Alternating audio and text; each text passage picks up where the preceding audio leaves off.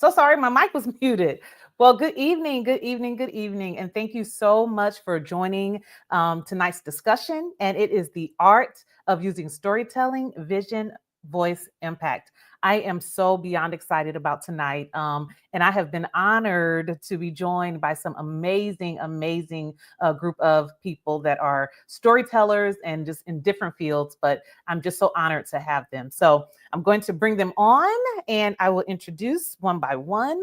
First, we have Miss Mari Carter. Let me bring her on.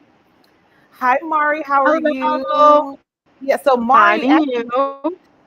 I am good. So Mari is a dynamic spoken word artist and storyteller whose work serves as a love letter to her community, to women, and to the times we live in. A two-time St. Louis Poetry Slam champion and two-time Southern Fried Poetry Slam semifinalist. She represented St. Louis in 2015 at the individual World Poetry Slam and was a proud member of the nationally ranked St. Louis Poetry Slam team. She has years of serving as a teaching artist for youth center programs such as Verbquake and artists as tutors. Off the mic, Mari is a proud member of Sigma Gamma Rho Sorority Incorporated, who is also my line sister. And she is a dedicated registered nurse specializing um, in substance and disorders and mental health. And she is currently pursuing her graduate studies at St. Louis University, continuing her mission of healing both on and off stage. Welcome, Mari. Hello. Thanks for having me. Excited Thank to you. do this with you. I'm so excited. Thank you for joining. All right. So next we have Tiffany Dorsey, the Tiffany Chanel. And Tiffany is a chief fashion officer and creative force behind Sugar's Couture Boutique, a chic destination where style meets substance. With a decade of experience in the fashion industry, Tiffany blends global inspiration with local culture, with a commitment to providing affordable quality pieces that celebrate curvaceous women. Sugar's Couture Boutique is carefully crafted space that feels exclusive and inviting, and that is very true because I've been there a couple of times. A place where you never meet a stranger. She thrives on providing top tier service and personalized styling advice to each customer.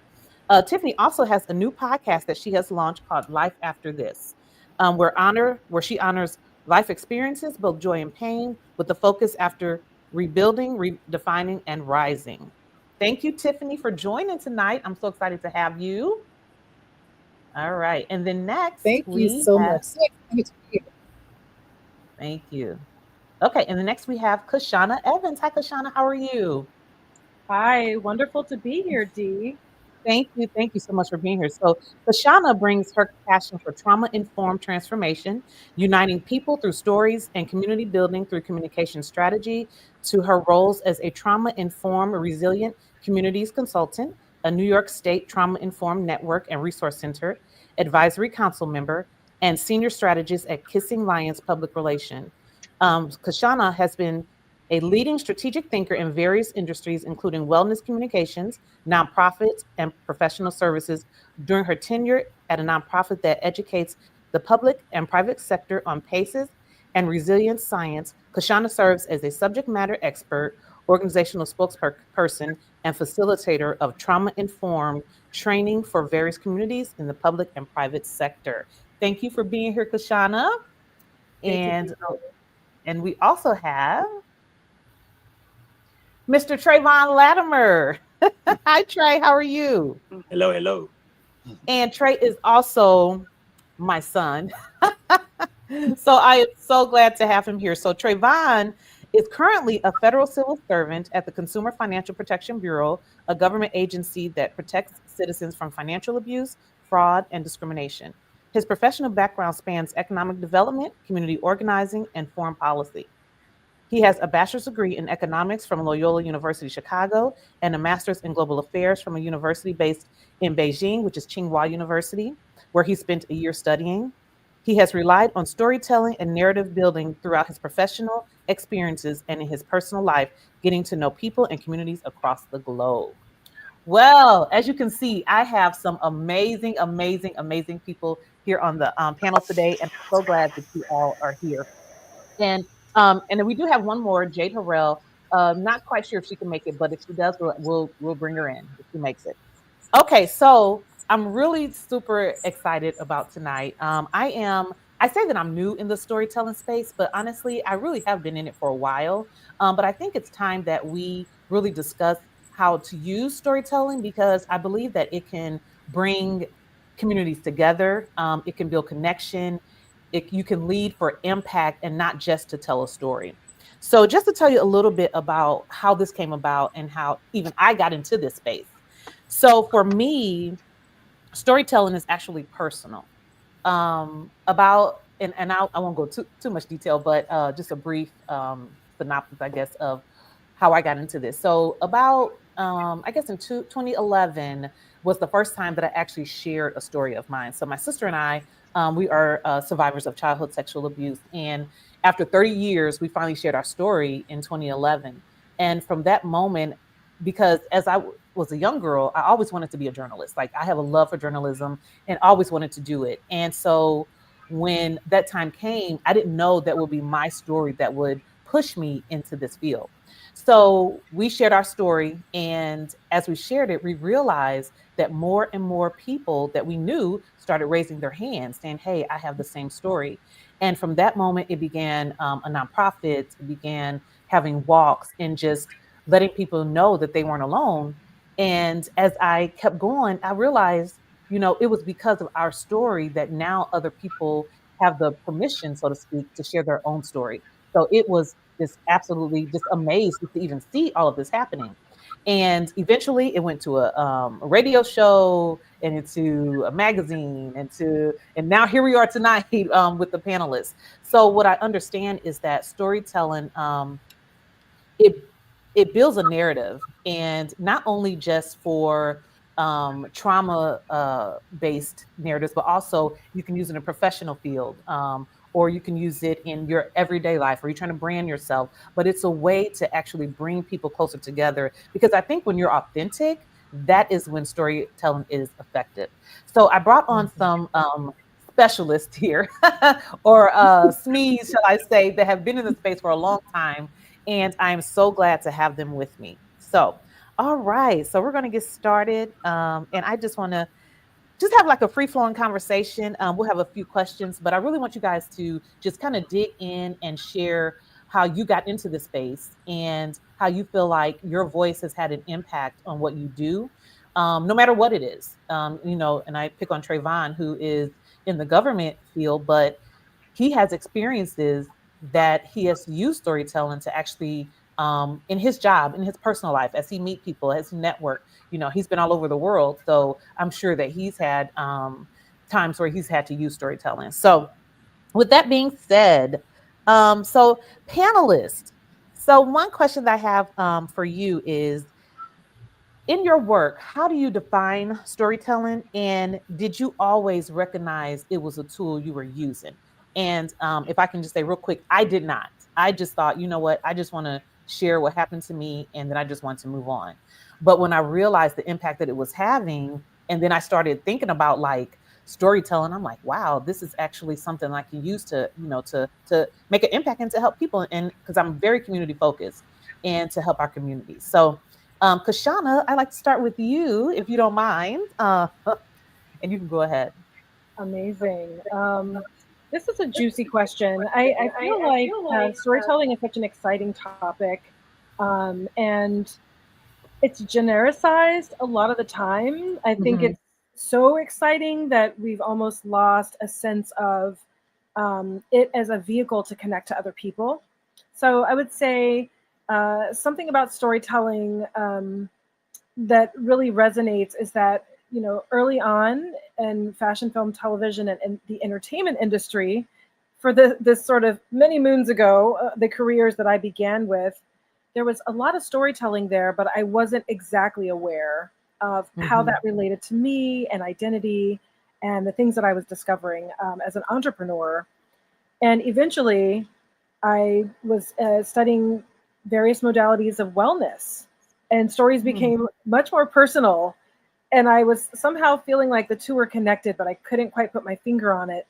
And it wasn't until I founded Kissing Lions Public Relations that I kind of understood storytelling was a part of all of those three stages of my life at that point. And it was really powerful. So I would really define storytelling as um, a truth that reveals itself to bring us closer to something sacred, something sweet, Mhm. something measurable, and something inspiring. Very, very good. Very good. And I did know that you were in the entertainment industry for a while. I know we talked about that when I was in New York. I actually met Kashana in New York. We were at the Apollo at the Black Entrepreneurs Day, Yeah. and we connected. So yeah, so thank you for that. So Tiffany, I want to go to you, and I know a little bit of your story, and I want you to share a little bit of it, but we'll get into that. But Yeah. yeah, so did you realize even in Sugar's Couture Boutique? Like, it's a fashion industry. It's a boutique where you specialize in curvaceous women, which I am Yes. one. Yes. But yeah, but it is, but your I think your boutique, the store, is a story all in itself. So, and then I, also now you have the podcast, so talk a little bit about that. so, to answer your question, no, I did not realize that this was storytelling. It just felt natural for me. It was Hmm. intuitive in the beginning, but looking back, yes, the way I realized the way that I design the store decor, to how I pair pieces together, down to the smallest accessory that I may add, it tells a story. And for me, it's about creating a connection between Hmm. people, the ideas and sharing experiences, and me inviting people to see things through my eyes. And that's what storytelling is for me. Even with the podcast, it's sharing a story of a personal experience and helping people that you may not even realize that you're helping. Right. So this place has the boutique has definitely been a blessing to me. In the beginning, I thought it was just about making curvy women look good, but it's so much more than that. Yeah. And the impact that Yeah. I didn't realize that I've had on the lives of other women has been enormous, and it's inspirational for me every day, and that's what drives me to keep this thing going. So that's And what storytelling is for me. and share a little bit about I know you shared on my podcast before about how you, like, when you were younger, you didn't like, basically kind of your, how you were shaped or whatever, but that kind of pushed you into where you are now. Did. I wasn't always in this comfortable space. I wasn't always comfortable in my skin. So I was hidden, right? Hidden Mm. under pieces.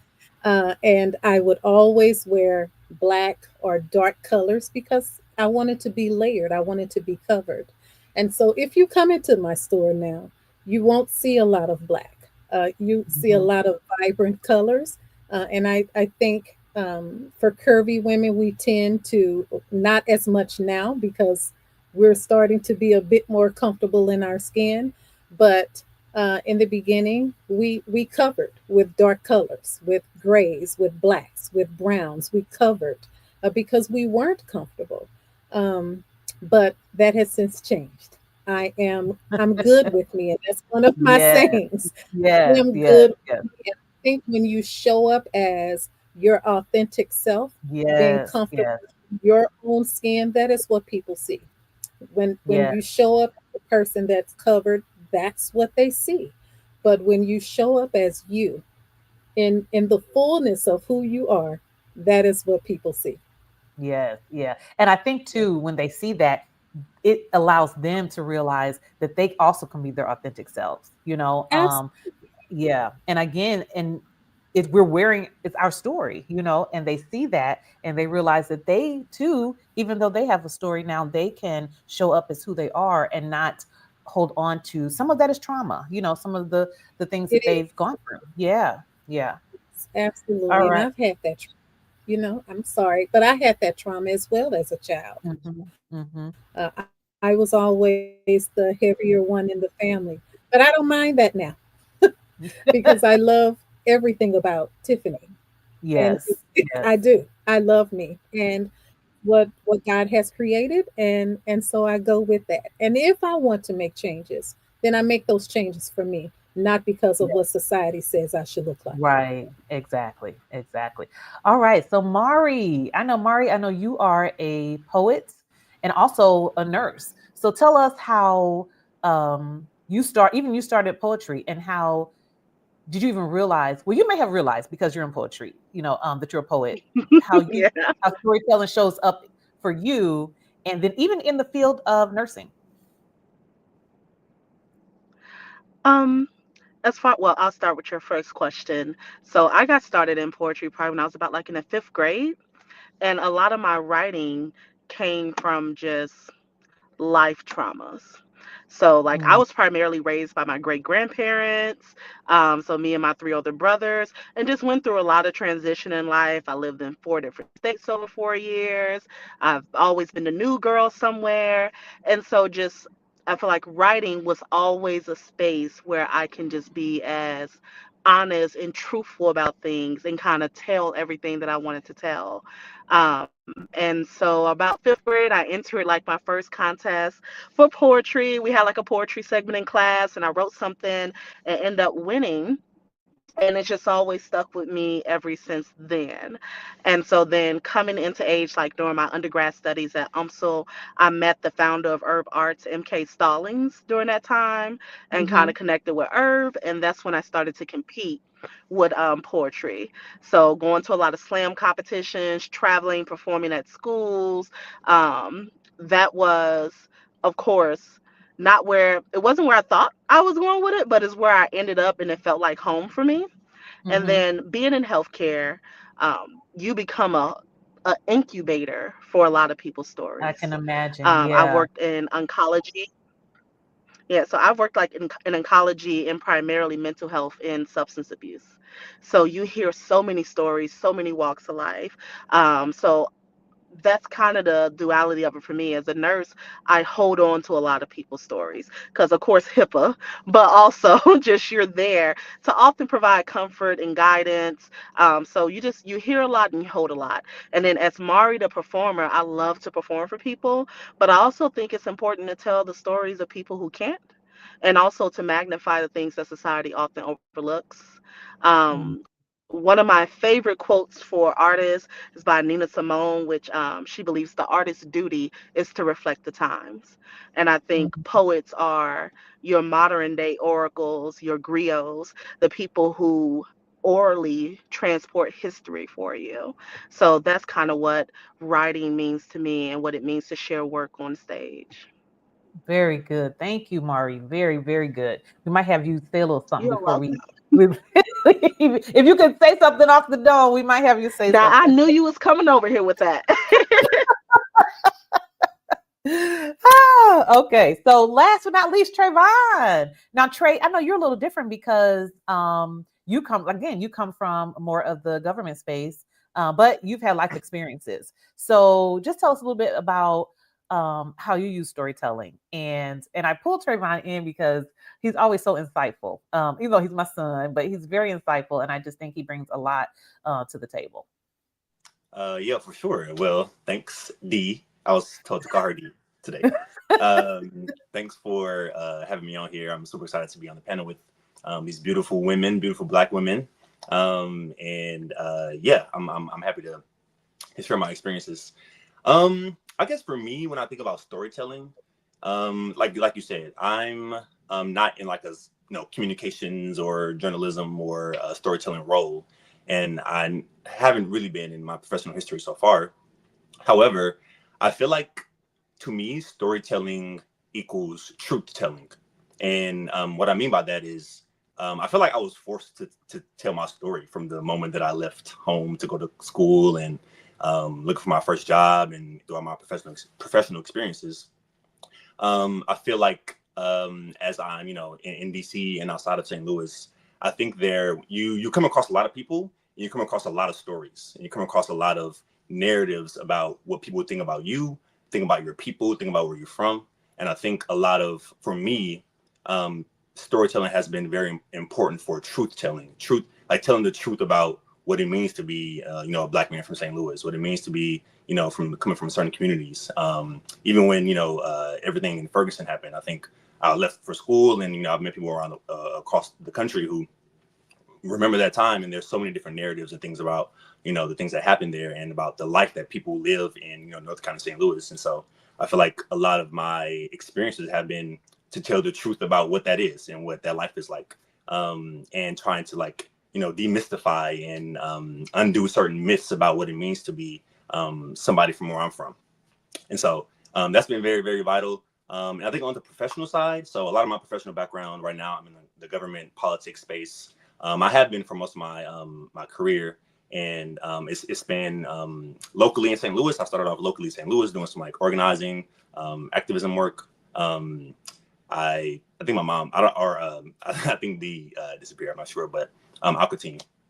I did a lot of organizing work. Sorry, what happened? That's okay. And then now I'm in the government, and now I studied abroad in China for a year to get my master's.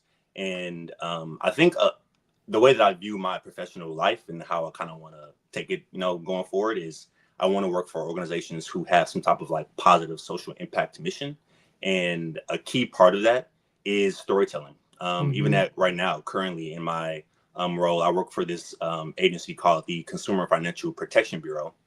It's a mouthful to say, but essentially the Bureau has a really amazing mission of just simply protecting consumers. So protecting all of us, protecting us from financial abuse, protecting minorities from discrimination, from banks, and housing. I focus mainly on housing. And again, you come across so many different narratives in politics and so many different narratives in government about what the world actually is. And a key part is telling the truth about what people are actually going through, telling the truth about the issues that are actually happening, actually going and meeting people who are impacted by, a discrimination case, by a big bank.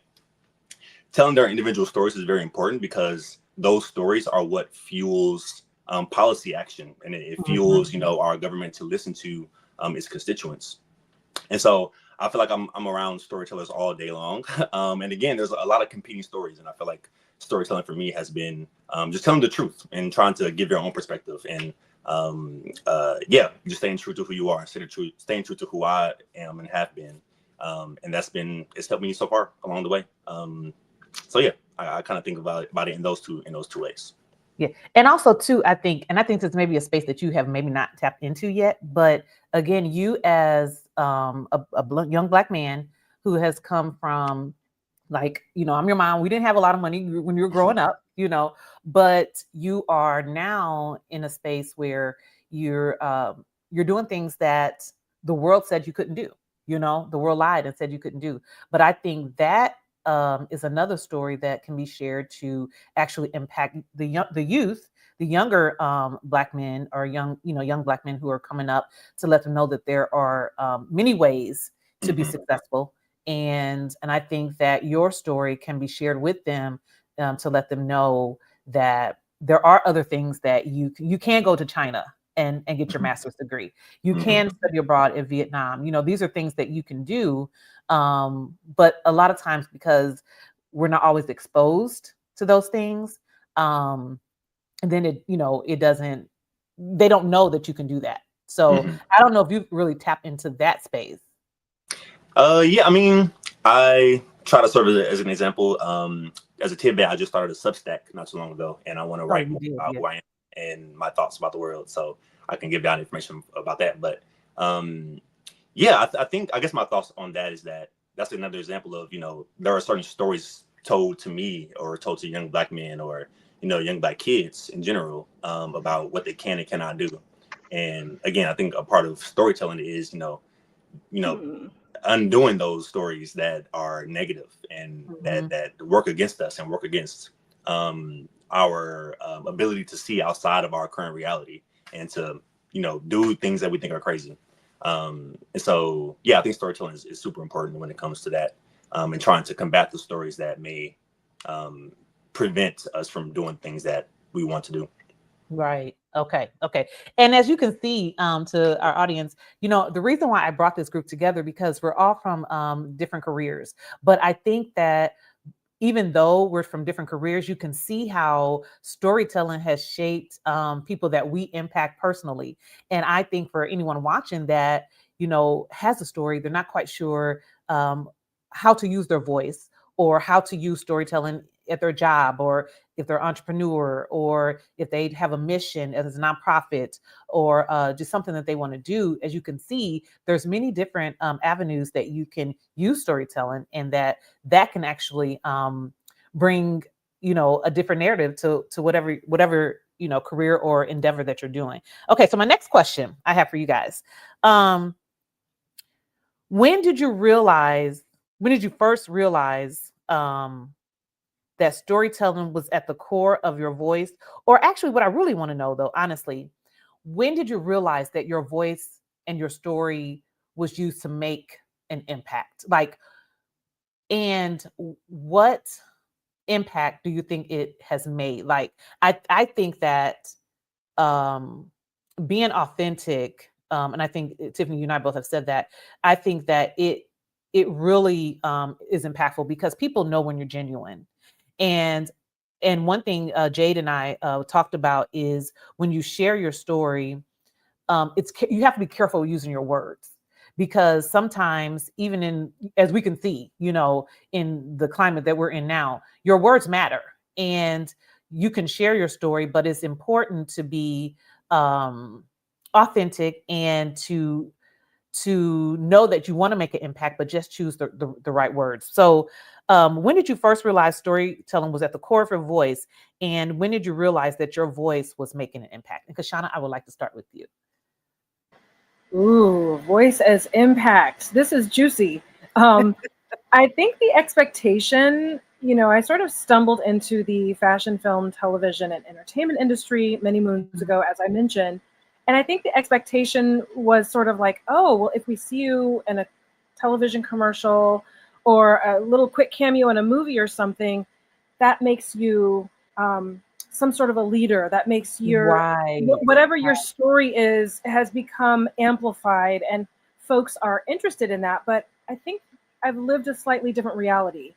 I really feel that what the impact became didn't happen until I fell on my face and ate lots of mud and had lots of different challenges and experiences, fighting through and understanding, who I was and the journey as an Afro-descendant person in the United States, because that is very potent. Yes. It's not for the weak at heart, and we are not a monolith. So in some cases, having those early experiences that, we hold a space for, and we hope we have evolved and we help other young people evolve, but in some circumstances not being Eurocentric enough, and other circumstances not being Afrocentric enough.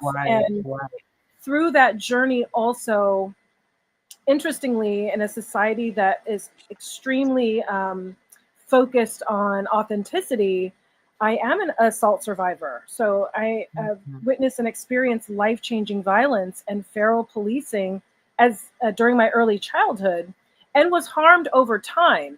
And I found that I stumbled so many times trying to find my voice. And that was my effort and attempt to be authentic, but I was really, kind of swinging in the dark. I really didn't know what I was doing. I didn't even know how to call or name the things that I had experienced.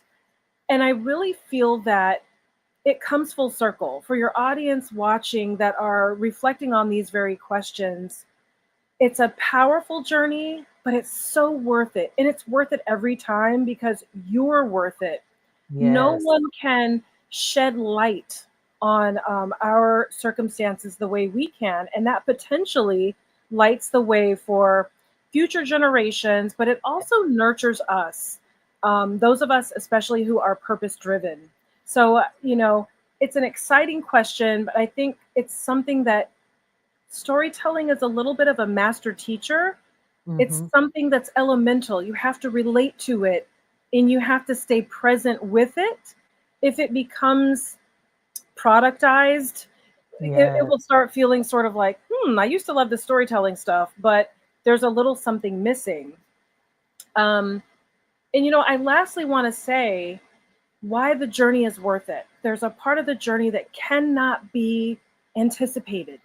You storytellers out there, whether it's for business, whether you're reclaiming your personal story or rewriting a new ending to the story that you already have, something really powerful happens when you stick with it, when you befriend the discomfort. And I feel like I want to say to your audiences, no matter what your lived experience is, something really powerful to me was I recently presented at the I presented an official side event, I have to say that correctly, at the United Nations Permanent Forum of People of African Descent in April. Mhm. And why was that special to me? Why was that sacred? Because telling my story became something that wasn't everyone else's trope that they assume because you've had challenges, because you someone overpowered you and you didn't have the energy or power to fight back because you were younger than them. That burdens a lot of survivors. And I found myself warm and excited and connected in a room full of people that were invested in Afro-descendant excellence, Afro-descendant topics such as repair, protecting the survivors of the transatlantic slave trade globally, right? We exist not only here in the United States, but we are everywhere, and we deserve relationships, meaningful, warm, loving interconnection and relationships with each other. And I think that's what storytelling helped me to sort of stumble onto. And it was really messy. So I cannot promise you will not get stuffed along the way. Yes, yes. It's really, really worth it. And what you said is right, is to actually be with your story because, and, you know, as I've told you, you know, from the beginning, you know, my story. And to me, if you're, like you said, if it just becomes a product, like you said, then it's like, it loses its value, you know, because when we share our story, it is ours, you know, it's my voice. It's what I want to send a message to other people for encouragement, for empowerment, to lift them up, to let them know that they're not alone. They can keep going. So what you said is powerful. And I can imagine you said it's the United Nations. I can't remember what exactly you named it, but Yes, how powerful is, go the ahead. United Nations Permanent Forum of People of African Descent. Now I can imagine how powerful that was. Like, so I love history. So I can only imagine how that was, but that you were allowed to share your story in that space and it was yours and it belonged to you. And what you did connected with the other people so they can now have a little insights of what you're saying. And now they can ask questions and get curious and want to understand, you know, where you're coming from, your plight. But no, that's absolutely powerful. Thank you for sharing that, Kashana. All right, so Tiffany, I'm gonna go with you. So same question. When did you realize that storytelling was at the core of your voice and when and how did you realize that it was making an impact? I know we kind of shared a little bit of that, but even with your podcast with Life After, when did you realize this is the core of my voice?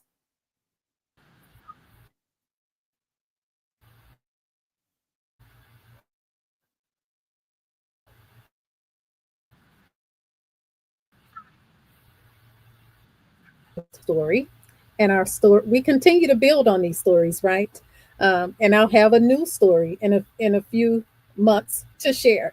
But I think I realized that once I had a customer to come to the store and tell me that when she came to the shop that it made her feel better, and I didn't really realize what that was at the moment. I'm like, why does she feel happy about coming to the store? I was happy that she felt that way, but didn't really understand it.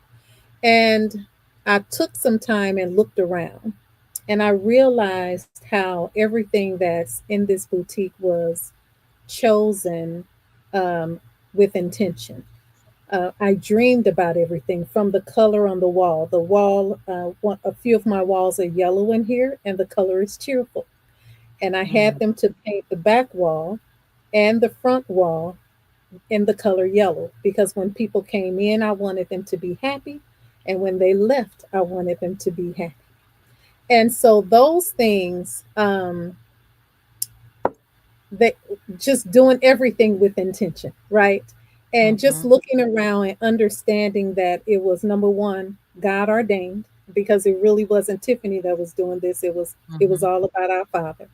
And then understanding that the colors to the decal on the wall, be good with you and be beautiful in your own skin, all of Mhm. that was the core of who I was at the moment. And again, I shared that I didn't always feel this comfortable in my skin, but it was more than just, I think that's when I really realized it was more than just selling clothes.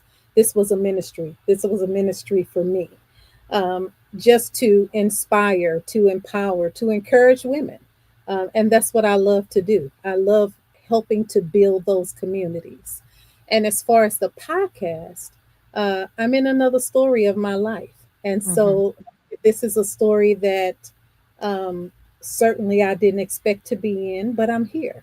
And um, when I shared with one of my closest friends, who's a minister, what was transpiring at the time in my life, he said to me, "You're going to change the lives of women with this." And I'm like, please, I'm going through my own story right now. I'm going through my own challenge. I don't have the time to really help somebody else right now. But when he said that, it was a one week later, exactly 1 week later, here I go sharing this with somebody else to help somebody else. And Mm. that's when I realized this storytelling thing is, it's real. It's Yeah. real. So just connecting, even when you don't feel like you should share or have the power to share at the moment, that's what it's about. The Mhm. journeys that we go through in life, they are never really about us. They're not. They're about the people that are coming behind us, going through these, whatever it is that they're going through. And so our stories are saving lives. Yes. That's what Yes. they're doing. They're Yes. saving lives of people that may not have anybody else to help them along the way. And so that's what it is for me. It's definitely making an impact, more than I thought it would, in both aspects, the boutique as well as this podcast. So that's Yes. that's Thank what it you. is for me. And I will say too, Thank you. I went on my first solo trip back in 21, I think it was 2021, and I got my outfits from your boutique. Yes. And I did, and but it was great because it was the first time that I was able to go out on my own and just have a time and experience myself, because I raised kids, most of my adult life, and I raised Yeah. them, pretty much by myself. And so when I took that solo trip, for me, it was a story. But I remember coming to your boutique because it was one outfit that I got. I don't know if you remember this. And I was like, well, I'm not sure. I don't think I didn't like how it fit or whatever, but you were so encouraging. And I did find something else. I'll be like, yeah, no, not quite that. But, you were honest with me. And I was like, okay. So then I tried Yeah. something else. But again, Yeah. I'm just saying that to say that, you helped me with my story as well. But just being in your boutique, and you're correct, just with the colors and everything there. And even when we did the podcast, just so inviting, and a place where you want to Thank come you. and sit down at your chair and Yeah. and talk to you. So thank you. Thank you for that, Yes. Tiffany. Thank you. Thank you for that. Thank you. All right. And Trayvon. All right. So when did you feel like your voice had an impact, and how it was the core of it was your I'm sorry, your voice, it was the core, like the storytelling was at the core for your voice. When did you feel like that you made an impact? And we'll get to Mari. Look, like Mari's having some technical difficulties, so we'll get to her when she comes back. Yeah, for sure. Yeah, so again, like my current full time thing is um, not like super directly related to specifically writing or storytelling or sharing, but Mm-hmm. I would say like storytelling has always been such a huge core of who I am and what I do. I think the moment that I realized that storytelling was core to me and that I was making an impact is so the way that I kind of view my life is I think, and I'm really encouraged by, all the, things shared by Tiffany and Kashana on impacting people from like your example. And I think, me being authentic to who I am has been able to inspire people a lot and, show folks, my age or younger that there are different possibilities, to our lives, and so that's one piece. But I think another piece on how I view like impact is we have like our own personal lives. We have all the people in our own orbit. We have the people on our social media feeds who we like kind of connected to. But then there's like a larger world out there, of people that we don't know and people that we're not necessarily connected to on an individual level. But we have people who we are connected to, when it comes to us being Black Americans, us being from St. Louis, us being Americans, and I think there's all these systems and structures and things in place that systematically disadvantages us and our people. It has, that's been our story here in the US is Black people's story. And so I think for me, I've always wanted to like, again, be in spaces where I think I can make some type of like, even if it's super small, some type of lasting impact on a system that really doesn't care about us and doesn't really care about our well-being. And I think because I've been authentic to my own story, because I've been able to listen to a lot of different stories, I've been able to pitch myself, to be a part of organizations and a part of movements and a part of programs that have hopefully, at some point will position me to be, in a place where I can make, the impact that I have in my head and, in my dreams. So I think, and I think I have been able to be a part of a lot of really cool things. I guess like as an example, even, in St. Louis, there's an organization called Forward Through Ferguson. Shout out to David Dwight, who used to be the executive director of Forward Through Ferguson. But I worked there for like a year and a half, almost 2 years. And that's when I really got a chance to get connected to a lot of the activists and the organizers in St. Louis, people who are, working every day, to push the mayor and to push the police department and to push all these, different people in power to do right by us. And so I think I was able to be in those spaces and be a part of that work because I was able to tell my story. I was able to kind of gather a lot of narratives around St. Louis and put that into a cohesive like story to share, with politicians, again, with like, a lot of people in power. And so I think in those moments, when I was first coming out of school and being in those spaces, that I feel like, okay, I feel really good about, me being honest about what I want and me being honest about the direction that I want to go in. I didn't necessarily want to be a doctor or like, take the traditional path or want to, just make a whole bunch of money. That was never really my heart.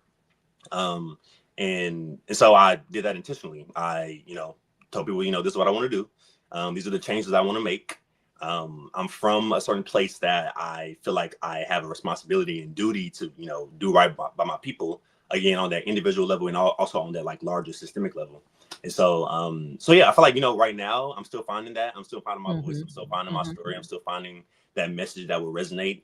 I'm still trying to find my place in whatever that place is to make the change that I want to make. But I think along the way so far, I've been able to, again, like pitch myself and tell my story. And again, bring all these stories of the people that, I grew up with, and who are behind me, who raised me, to be in those organizations and in those places. So I'm hoping that continues to be the case moving forward, prayerfully so.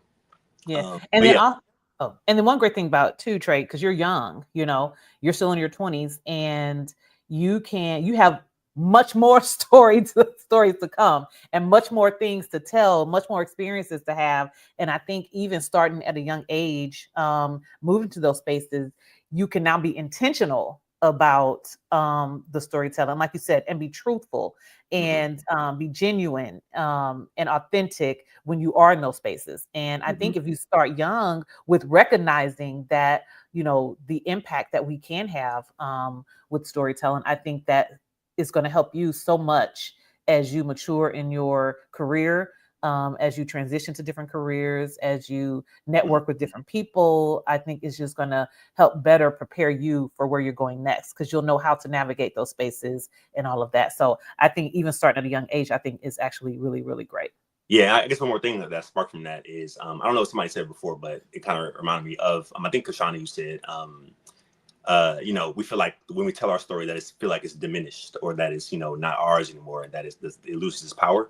And I think that's something that I've been like pushing back against with myself, because I think a lot of like young black professionals that I know, we always talk about how we always have to like trauma dump, you know, to these people, you know, for them to give us opportunities and positions and things. You know, we have to tell our sob stories about where we're at.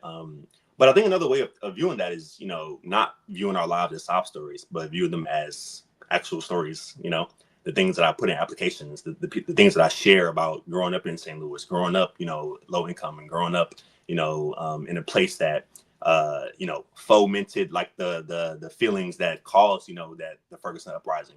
I think a lot of that feels like it's a lot when I talk about it, because people are always interested in it and people don't really know about it, so they want to ask all million questions. And I feel like I'm always like, you know, explaining about, you know, why St. Louis was all, you know, all this negativity, I feel like. But I think that's important though, to be truthful to people about what it actually is. Even when the truth is uncomfortable. Exactly. Yeah. Exactly. Yeah. All right. So Mari, I know you were kind of having some technical difficulties a little bit. I think you're muted. Okay, there you go. Yeah, I'm about to say killing me. And I'm like, I don't know why I got all the connection. That's okay. You're here now. Okay. So I don't know if you heard the question. So when did you, here, let me go to it. I'm sorry. When did you first realize that storytelling was at the core of your voice? And when did you realize that your voice was making an impact?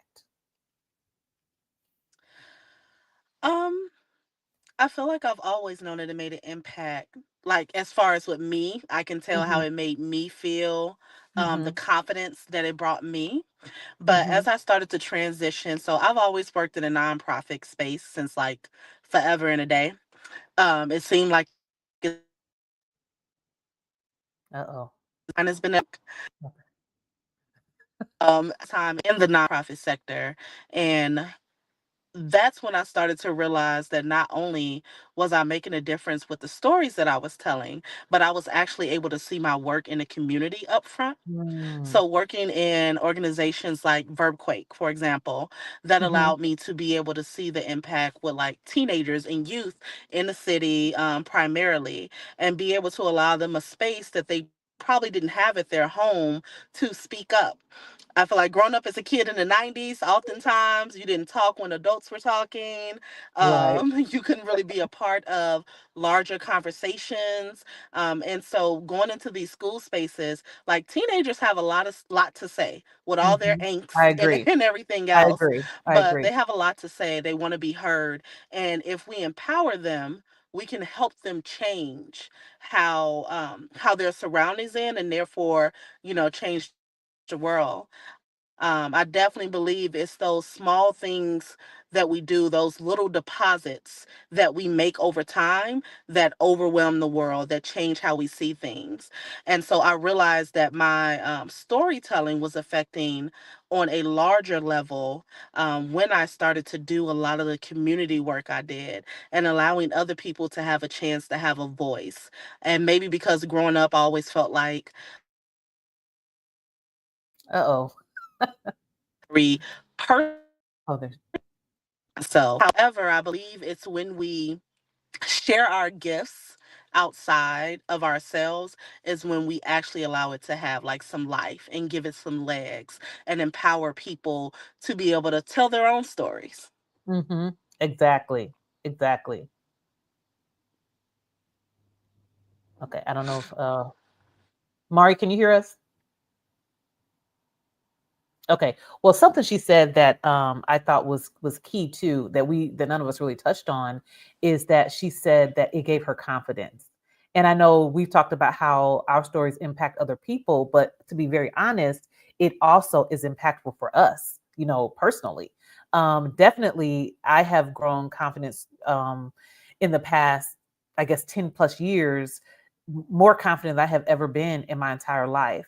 And that's because, as even Kashana said, like being in the story and understanding, what it means to me, and that's true, and for those that are watching and listening, if you really tap into your own story, and and that goes into even, and I think Kashana, I know you're in the a trauma informed space as well, but it creates a sort of a healing, because now, and I do believe in therapy, so we can go to therapists as well, but really tapping it into that, if it is a trauma, into those things, and now we can build on our story and even have our own confidence, and to help us to even be more in spaces, and selves and authentic selves in spaces.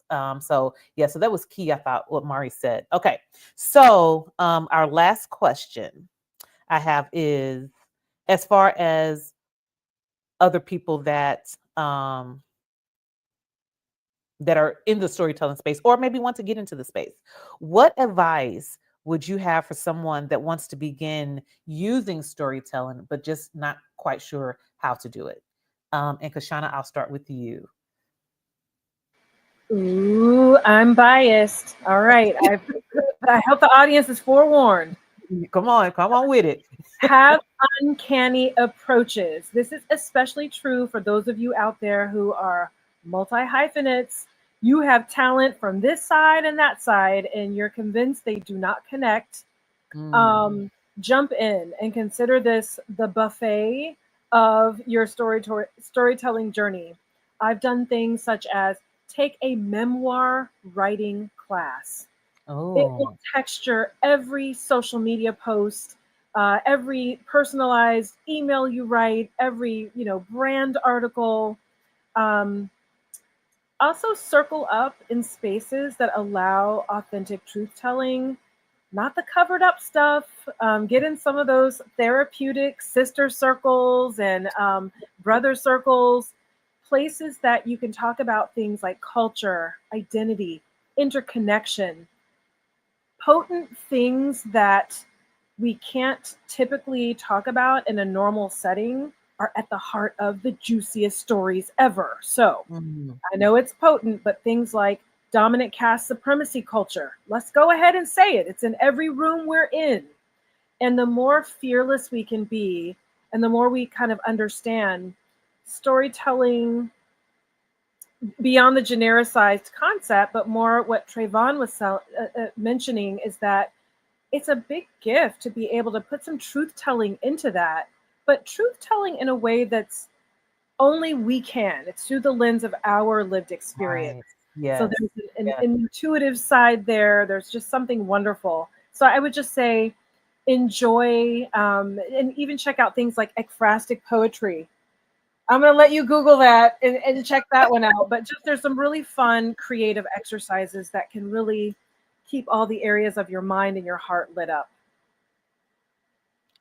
Very good. Thank you. Thank you, Kashana.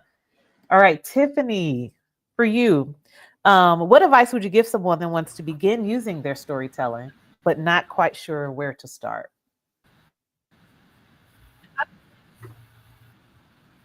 I'm going to go the opposite way. Kashana spoke on one aspect, and I'll use just dig deep within yourself, right? Because we all have a story in us. Yeah.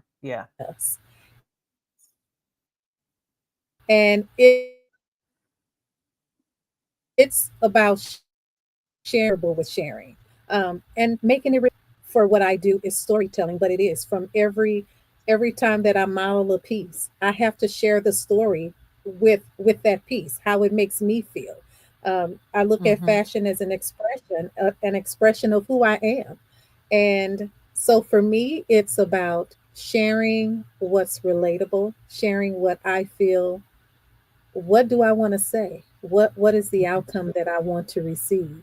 What do I want the audience to know? What do I want them to see? What do I want them to feel?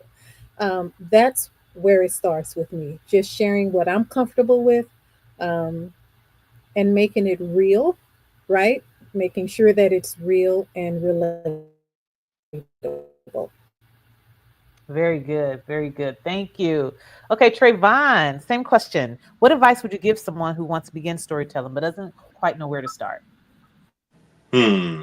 I really love what Tiffany said. And I just to build off that is like maybe just sit down with yourself and like Mhm. get to know yourself. You know, try to understand who you are, what you like, what you don't like, you know, the spaces that you love to be in, the spaces that you don't love to be in, the type of people you love to be around, the work you like to do. I think a large part of my 20s have been just really getting to know who I am, knowing my own story, being able to articulate my story and articulate, you know, where I come from, who I am, what I'm about, you know, in like in a quick way. Um, and yeah, I think from that foundation, I guess just to tell a story when I was first applying to grad schools, I think you know, every grad school asks you to write a personal statement and write like, you know, a personal narrative about yourself on like why you want to be in this program or whatever. And I think a big positive for me in that process was spending like, you know, hours of like, okay, Trey, you did this, you did X thing. Why did you do that? You know, did you actually love doing that? Is that something you want to continue to do? Because I feel like we kind of go through life and sometimes we wing it. Sometimes we just kind of fall into, our work and fall into Yeah. situations and fall into relationships and all these things. And that's a part of life, and that's a part of, you know, what it means to be a human. But sometimes we can take the reins sometimes, you know, and we can sit and think like, actually, I don't think I want to do that, and I think I don't want to be that. I don't want that to be a part of my story. I don't want that to be, you know, or this X thing that I'm like ignoring, that I know I love, that I feel like I don't have time for. I feel like I don't have the skills or the you know, the knowledge to do. You know, books exist, YouTube exists, all these things exist for us to learn. You know, we live in an unprecedented time of just information and knowledge. You know, you can learn anything Mhm. you want in the world just by a quick Google search. And so I just feel like the first step for me and my advice would be just to sit down with yourself. You know, maybe write out, you know, I did all these jobs. You know, what did I like about these jobs? What I hate about these jobs? You know, I have all these different people that I know. You know, that's made me a little more comfortable. You know, you know, who do I love and who do I don't love, and like why is that? You know, part of like who I am, and so just getting to know yourself, and then I think from that you can have more clarity about how you want to move forward in your work, in again relationships, and whatever you want to do. And so I'm in that process right now. I feel like I'm always in that process. I have a favorite YouTuber that I watch. He always says, he always ends his videos that I am in a constant state of practice, and so are you. You can never fail if you're in a constant state of practice. And what he means by that is like we're constantly building our narrative. We're constantly reevaluating who we are. But I feel like a lot of people don't really do that sometimes. They don't sit back and think about what they're doing. You know, just kind of going through the motions. But you can take some control of that. Yes, yes. Very good, Trey. Very good. I agree with you. I think a lot of times, and I can say too, you know, when I was young, I started a career. You know, I didn't get my degree until 2023. You know, I started you know, with kids, and I had a story, and it kind of just allowed life to build my story, you know, instead of taking the narrative. So now here I am today, 51. It's my birthday. Uh here I am today, 51, and finally at a place where I can now own my story, and I can own the narrative, and I feel really good about that. And I want that to be my story, to share that it's never too late. No matter how old you are, it's never too late to start a new career path, to sit down with yourself. You know, after, you know, Trayvon, you all got grown, it was time for me to say, okay, what about me? You know, so let me sit down and evaluate, is this what I really want to do? You know, no, I've always wanted to go into journalism and storytelling, which is why we're having this discussion tonight. And I think it's important to really dig into yourself uh, and journal and create, you know, the truth of who you are, and what it is that you want. You guys, this has been so fantastic. This has been fantastic. Any last thoughts or last words you guys want to share with those that are watching and listening? Anyone can jump in. I had a spark from what you're saying, Mama. Or sorry, D. I I yeah, I think one more thing I would say is like to constantly give yourself grace and to Yeah. like do not compare yourself to other stories. You have your own story. You have your own life. Your life doesn't have to be anything. Your life is something. you know, you do have a story. It doesn't have to be anything. You can move it, you can shape it how you want. And I think I constantly tell myself this, is to constantly give myself some grace on, you know, I don't know, like we all have like our insecurities and things that we're not, you know, too fond about ourselves. And I think a part of the process of confronting your life and confronting your story and confronting the things, you know, that you do, the things that you like to do, the things you don't like to do, is those uncomfortable parts about yourself that you may not be too fond of. And I think looking at those parts of yourself and giving yourself some grace, you know, love yourself, knowing that, you know, some things happen to us, some things happen that we just have no control over. Things happen, but, you know, this is the youngest you're going to be right now. And you have you know, so much time ahead of you. So I just think that's an important piece too. Anybody else? I love that. And if I can piggyback off of Trayvon with those uncomfortable places, I think that's where the magic happens, right? Yes, I agree. When you really dig deep into those places, that's where magic really happens. And so much can be birthed out of those uncomfortable places. So dig deep. I'm with you, Trayvon, on all of that. You have a story, and your story, you just never know who you will inspire, you know? And so be okay with sharing your story, and be okay with just being okay. Sometimes we are just okay, and it's okay to be in that space too. Be okay with being okay. Being okay. Very good. I love that. I will just add a leapfrog from there, which is you hold the keys, whether you know it or not. You hold the keys to your sacred journey. So keep your chin up. If you decide not to be in the driver's seat, make sure you don't have others in the driver's seat of your journey and your story. That's good, Kashana. The best is yet to come, but keep the keys. And even if you feel like you lost them, follow Trayvon's path, check in, and remember that you're holding the keys. Very good. Very good. Mari, any last words you want to share with those that are listening? I'm about to have beef with all Apple products because I'm like, why is it not working? But I think my final words, it's like I was barely on the storytelling bit, right? But we'll run it back.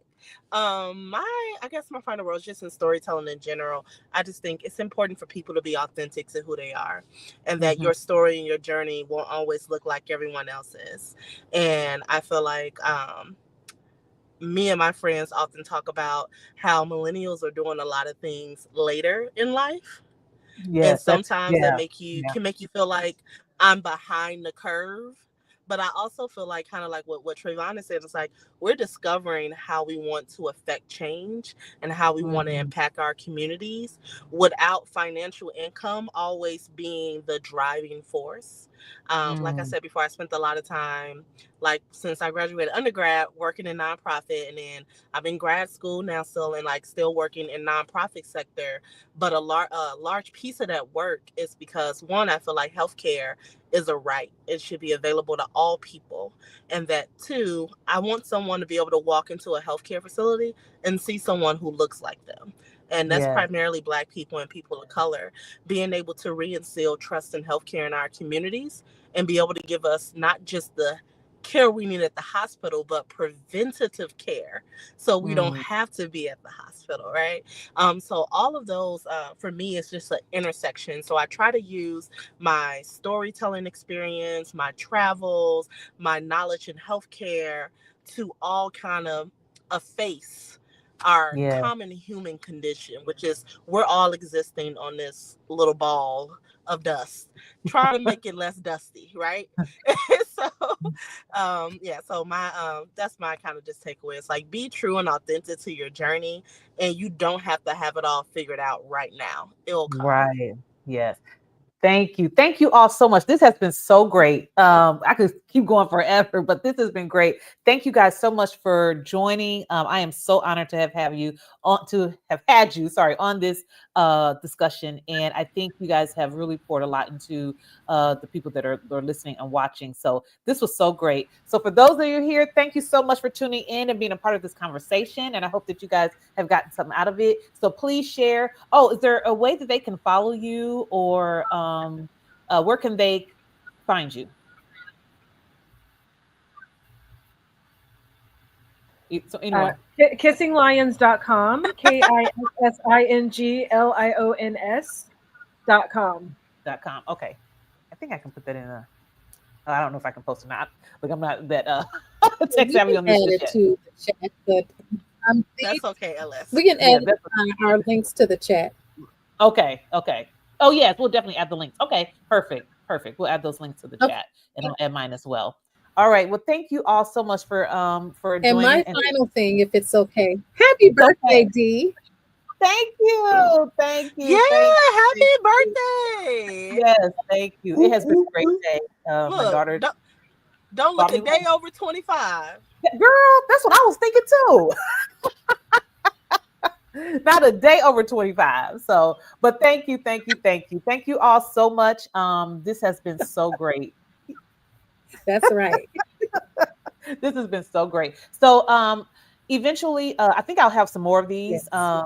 We'll talk more different aspects of storytelling, but I do want to have more of these conversations. I think they're important. I think because every day in life, we're in some sort of capacity, we're sharing.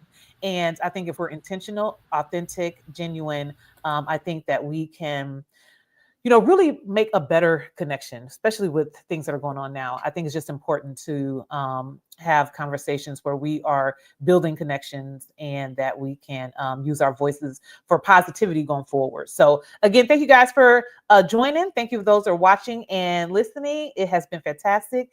And we will see you on the next one. And if you guys want to find more about, excuse me, I can't get my words out. Find out more about Voces. It's voces.media, and you can find more about what I'm doing and things that we'll be doing going forward. So thank you all, and I hope you all have a good evening, and I will see you next time. Thank you.